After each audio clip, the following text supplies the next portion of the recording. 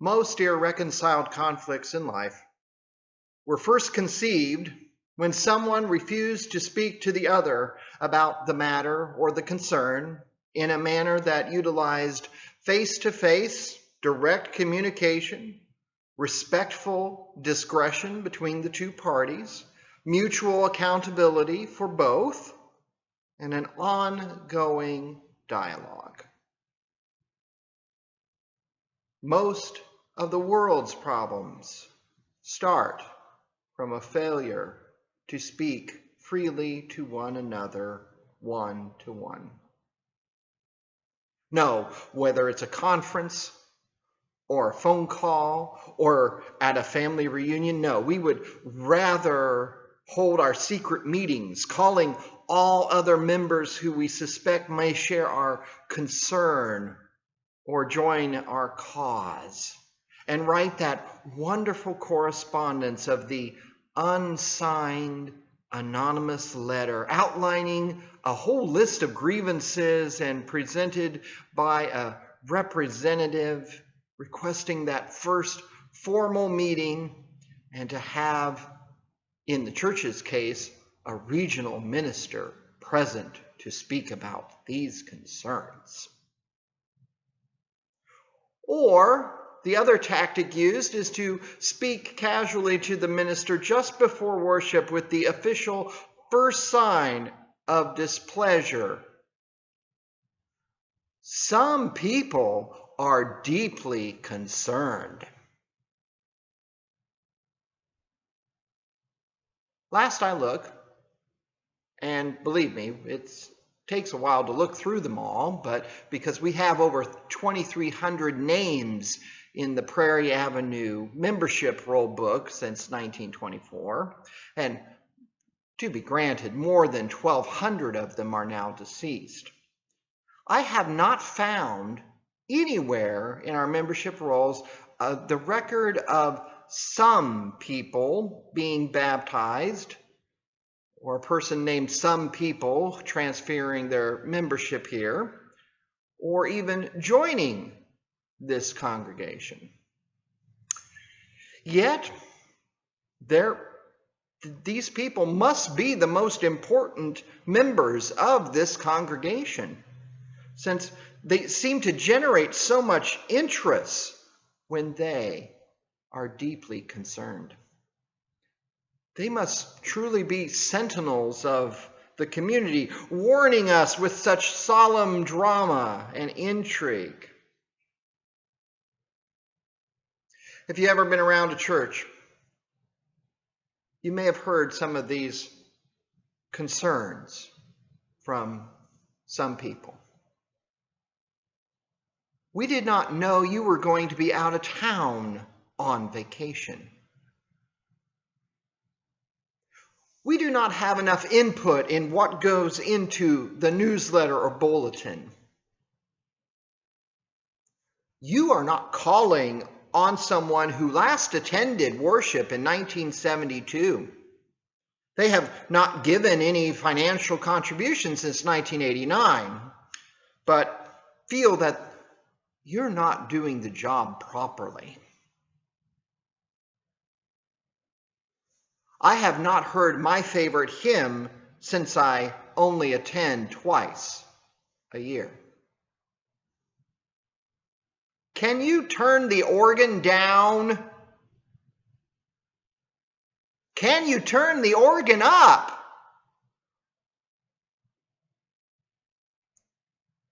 I don't want to watch a TV in the sanctuary. I want to watch a TV in the sanctuary. While it's a common joke that families leave, often because the color of the parlor carpet has changed, or the type of hymnal we are or are not using, it is more common for church conflict to erupt when simply a group of members or former members feel that they are losing both power and control over the staff, over bylaws, over influence. not suggesting in any way new ways for the church to be more nimble, relevant, and flexible. They're just making sure that the informal power structures that they rely upon are saved at all costs. We begin today a new exploration of what it means to love our enemies. And we often believe conflict is some means or form of betrayal. Certainly, when conflict is only used to keep power and control, it is. But life experience also teaches us that some resistance in life can also lead to new insights as well as personal growth. There have been those times in my own life where, when challenged, it has improved the circumstances. We need gravity to stay well-footed. If we didn't have resistance like that, we would literally float off into space. We need those experiences that teach us the better methods, the better responses, and draw out the better outcomes in life. Conflict, regardless of what you have heard, is not necessarily always bad. It is how it is handled and how it is used that makes a difference. Our reading today in Ezekiel reminds us of the value of one who is watching for us. A sentinel in Israel was one who would sound an instrument when danger was approaching, when the warning would change the outcome, when we could prepare ourselves for what was coming. The warning is given for when we fail to be responsible with God's message, a call to rethink, to reconsider, to re-examine. The scripture reminds us that Israel's lamenting. It no longer listens, not because God will not forgive Israel, but rather because Israel will not open its ears to hear God's mercy extended to their sin. They feel it's too great, too overwhelming for even God's mercy. And too often in life, instead of stepping into another's bad behavior, we excuse ourselves. When we step away from mercy, God warns us, withheld mercy will be the consequence of the one who should have given the warning. Often, God's warnings to us is the true nature of our behavior and action, the shortcomings that we refuse to identify, and the consequences that we have failed to see. Ezekiel reminds us that God is not on this whole kick of having the desire to lose anyone, but that we indeed have a responsibility to one another to not only listen to the music of heaven, but also to hear the laments of the earth. We should have our hearts and minds break for the things in life that break God's heart. Our reading from the Gospel of Matthew encounters Jesus instructing on what cross-bearing and life-losing looks and acts like in a life-giving pattern driven by love, humility, and generosity. He's offering a community-saving way to deal with conflict rather than the well-worn pathway of death in conflict. So what does death-dealing conflict look like? Well, first of all, at the very beginning, there's the temptation to avoid or evade the conflict, to disappear, to leave without telling anyone. And second, then there's the temptation to gossip. gossip, to tell other people about the person or the behavior that is so criminal to you. No, it's not telling the person who did it, it's telling other people about it. Third, there's the temptation to gang up on each other, recruiting like-minded people to accept our version of the events, our interpretation, and to create this echo chamber of grievance. And oh yes, how awful. And oh yeah, he's done that before. Oh, that is just wrong. And fourth, the temptation to air that grievance to our pre-selected, biased echo chamber audience, people who already agree with us, to reinforce the agreement in our interpretation. Fifth, the temptation to regard the now opponents as if they are unwelcome or better off elsewhere. If you don't like it, you can just leave. So, just again, to cover the path of timeline of conflict handling badly done, you do not tell the person or the group about your concern or issue. You tell someone else about your concern who's not involved in the issue. You gather a group of like-minded people, again, who were not involved in the issue, to repeat your interpretation, and then you repeat that grievance to the group that already agrees with your interpretation, and then you lead a campaign to dismiss or force a resignation. It's happened time and time again.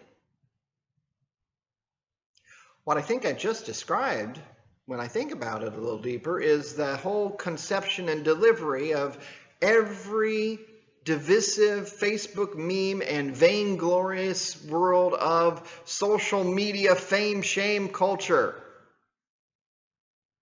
This path lives and breathes on simply three things: being popular, being affirmed, and having everyone agree with you, and expelling those who do not.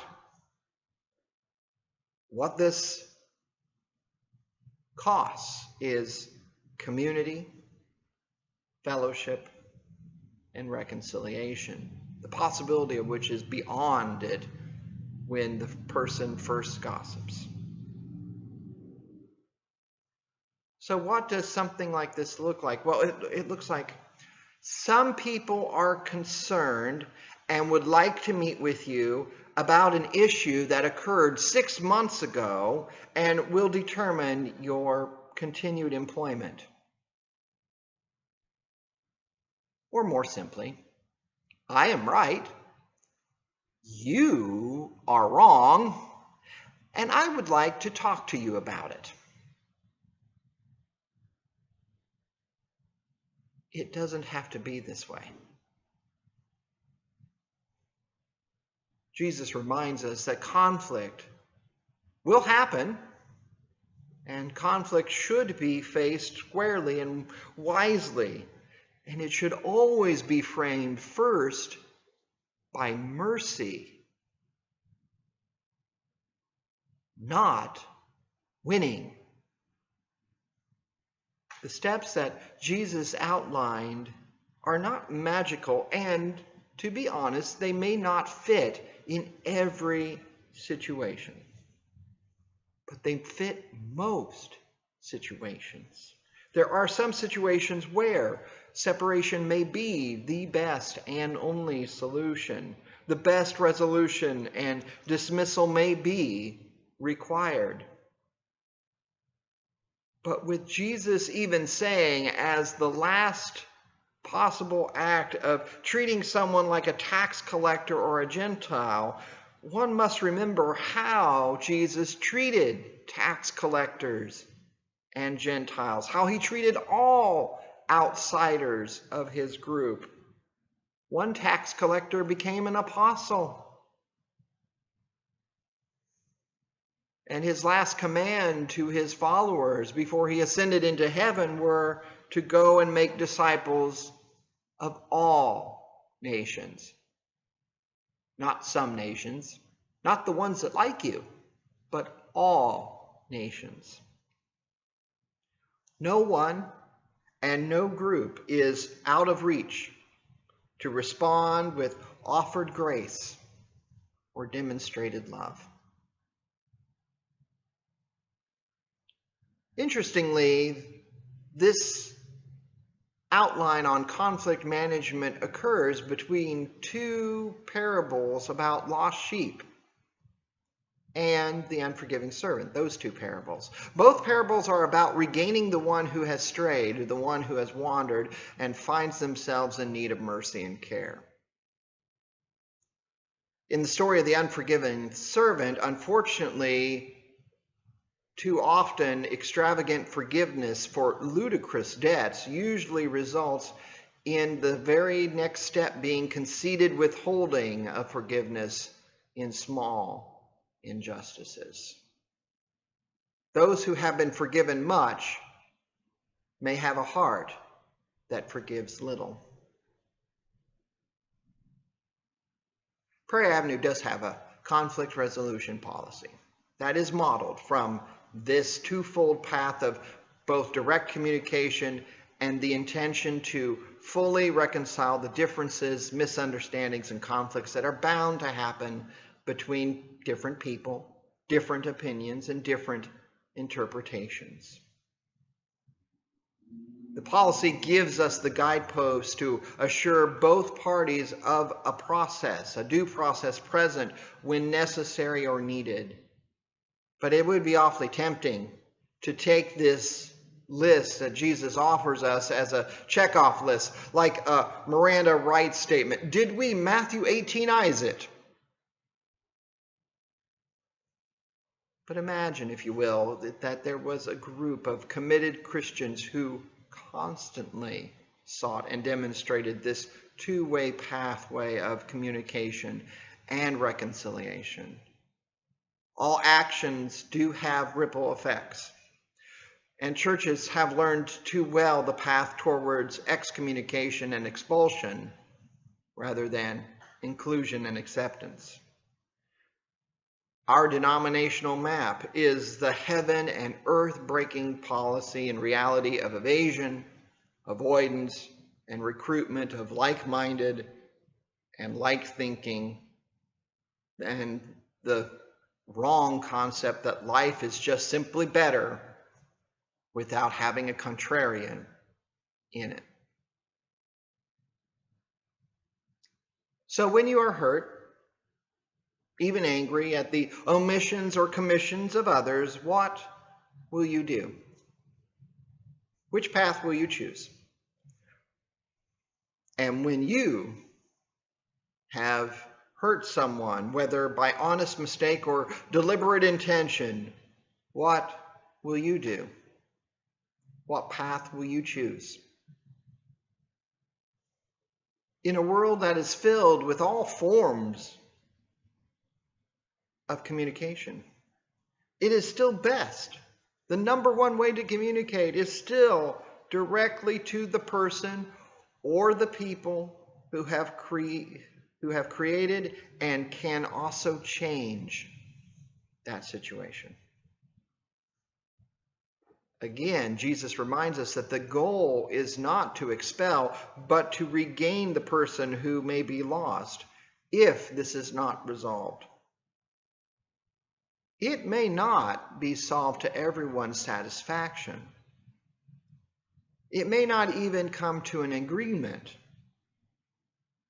but it can come to that valuable thing of accepting.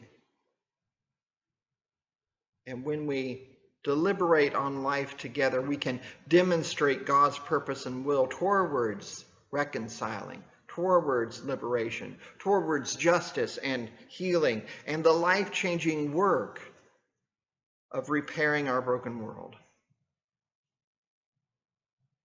With a phone call, an appointment, a cafe meeting, a step into the due process of love that may just regain what is potentially an enemy into a lifelong friend. and a path where both tax collectors and Gentiles of our own time and places extend never-ending love and grace. Amen.